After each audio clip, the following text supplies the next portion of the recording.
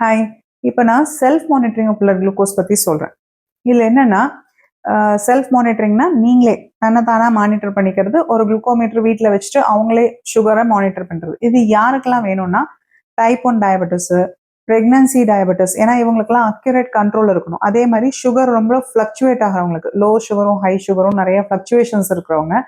So accurate sugar control இப்போ எமர்ஜென்சியா வேணும். இப்போ ரொம்ப இன்ஃபெக்ஷன் இருக்கு, இல்னஸ் இருக்கு, ரொம்ப பெரிய புண்ணு இருக்கு, மாசக்கணக்கா அதுக்கு ட்ரெஸ்ஸிங்லாம் போட்டு சர்ஜரி எல்லாம் பண்ற மாதிரி இருக்கு. அதே மாதிரி கிட்னி, ஹார்ட் ப்ராப்ளம், இந்த மாதிரி எமர்ஜென்சிஸ்ல சுகர் கண்ட்ரோல் எப்ப நம்ம அக்யூரேட்டா மானிட்டர் பண்ணும், அந்த மாதிரி டைம்ல இருக்கிறவங்க எல்லாம் வீட்ல ஒரு குளுக்கோமீட்டர் வச்சு ஒரு சார்ட் மெயின்டைன் பண்ணும்.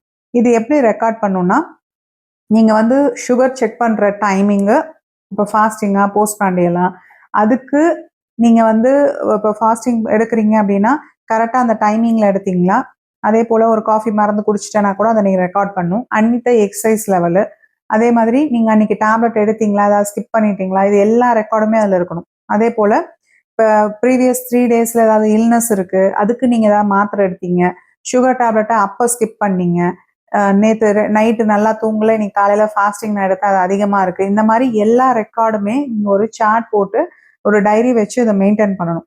இது வந்து உங்களுக்கு டாக்டர் டோஸை மெயின்டைன் பண்றதுக்கு ஹெல்ப் பண்ணும்.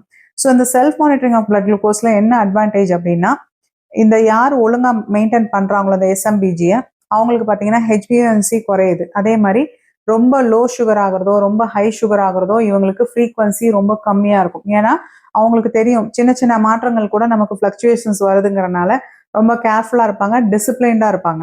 ஸோ சாப்பிட்ற விஷயத்துலேருந்து, எக்ஸசைஸ்லேருந்து, மெடிசன் எடுத்துட்டு போறதுலேருந்து, டைமிங்லேருந்து, இந்த மானிட்டர் பண்ண தெரிஞ்சவங்களுக்கு அந்த அவேர்னஸ் இருக்கும். நான் என்ன பண்ணா என்னோட சுகர் ஆல்டர் ஆகுதுங்கிறது. ஸோ இதுதான் அதோட அட்வான்டேஜ். ஸோ அதனால அவங்க வந்து கொஞ்சம் டிசிப்ளின்டா இருப்பாங்க. அதே போல இந்த சார்ட் உங்களோட ட்ரீட்மெண்ட்டை டாக்டர் வந்து ஃபிக்ஸ் பண்றதுக்கு, உங்களோட இன்சுலின் லெவலோ இல்லை டேப்லெட்ஸோ ஃபிக்ஸ் பண்ண, அக்யூரேட்டா ஃபிக்ஸ் பண்ண அது வந்து ஒரு கைட் பண்ணும்.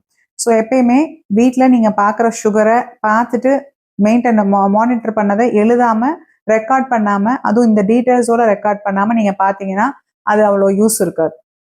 நன்றி.